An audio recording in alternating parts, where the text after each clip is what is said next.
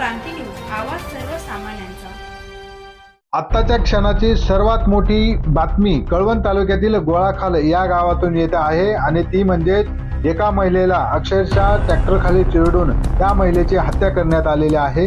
आणि त्याबाबतच पोलिसांनी दिलेल्या माहितीनुसार असे की कळवण तालुक्यातील आभोना पोलीस ठाण्याच्या हद्दीत गोळाखाल येथे प्रजासत्ताक दिनाच्या दिवशी जमिनीच्या वादातून एका महिलेची ट्रॅक्टरखाली चिरडून हत्या केल्याची धक्कादायक घटना घडली आहे।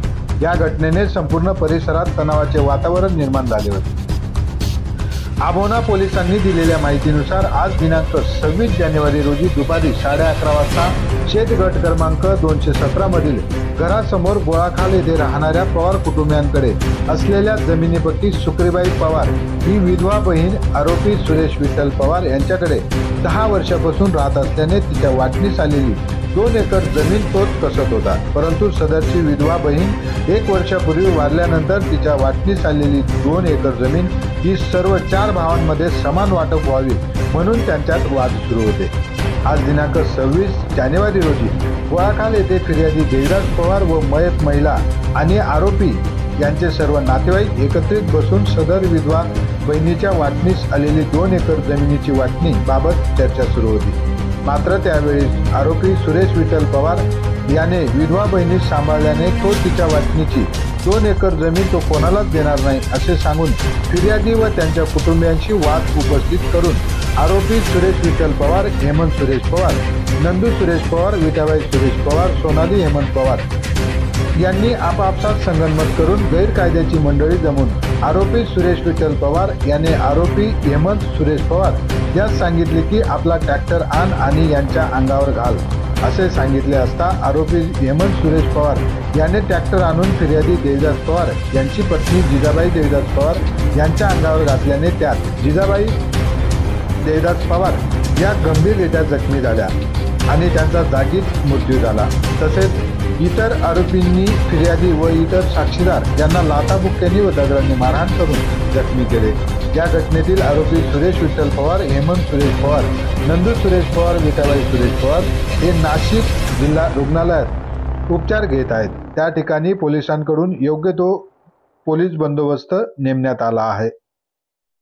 आरोपींविरुद्ध आभोना पोलीस ठाण्यात फिर्यादी देवदास विठ्ठल पवार यांच्या फिर्यादीनुसार गुन्हा रजिस्टर क्रमांक 32/2025 BNS कलम 103(1), 109, 118(1), 49, 189(2), 191(2), 191(3), 190 नुसार गुन्हा दाखल करण्यात आला आहे। घटनेची माहिती मिळताच उपविभागीय पोलीस अधिकारी किरण कुमार सूर्यवंशी यांच्यासह आभोना पोलीस ठाण्याचे सहाय्यक पोलीस निरीक्षक यशवंतराव शिंदे यांनी आपल्या पोलीस पथकासह घटनास्थळी धाव घेतली। परिस्थिती नियंत्रणात आणत मृतदेह कळवण उपजिल्हा रुग्णालयात शवविच्छेदनासाठी पाठवण्यात आला आहे। या प्रकरणाचा पुढील तपास सहाय्यक पोलीस निरीक्षक यशवंतराव शिंदे आणि त्यांची टीम वरिष्ठांच्या मार्गदर्शनाखाली करीत आहेत। या घटनेमुळे संपूर्ण परिसरात तणाव निर्माण झाला असून पोलीस बंदोबस्त वाढवण्यात आला आहे। स्थानिक रहिवासी या घटनेने संतप्त झाले आहेत आणि न्यायाच्या मागणीसाठी प्रशासनाकडे धाव घेत आहेत। या प्रकरणात अधिकृत तपास सुरू असून लवकरात लवकर आरोपींना कडक शिक्षा केली जाईल अशी माहिती पोलिसांनी दिली आहे। दरम्यान या संपूर्ण घटनाक्रमाने परिसर हादरला असून स्थानिक प्रशासन आणि पोलीस यंत्रणेसाठी ही मोठी कसोटीची वेळ घडली आहे। या घटनेबाबत मैताच्या मुलाने व सुनेने महाराष्ट्र क्रांती न्यूजला अधिकची माहिती दिली आहे। पाहूयात सविस्तर। महाराष्ट्र क्रांती न्यूजसाठी मुख्य संपर्क प्रकाश बागुल, आभोना, कळवण। राहणार गोळाखाल माझ्या आत्याची जमीन सुरेश विठ्ठल पवार यांनी बळकवण्याचा प्रयत्न केला होता।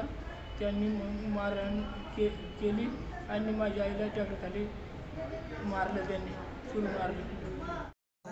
मी रुपाली किशोर पवार, राहणार गोळाखाल। मला ट्रॅक्टराच्या खाली जिजाबाई देवदास पवार यां ट्रॅक्टराच्या खाली ओढून तिचा देहांत केला। तिथं त्यांचा मृत्यू झाला। आम्हाला पोलिसांकडनं एवढीच विनंती आहे का आम्हाला न्याय मिळावा।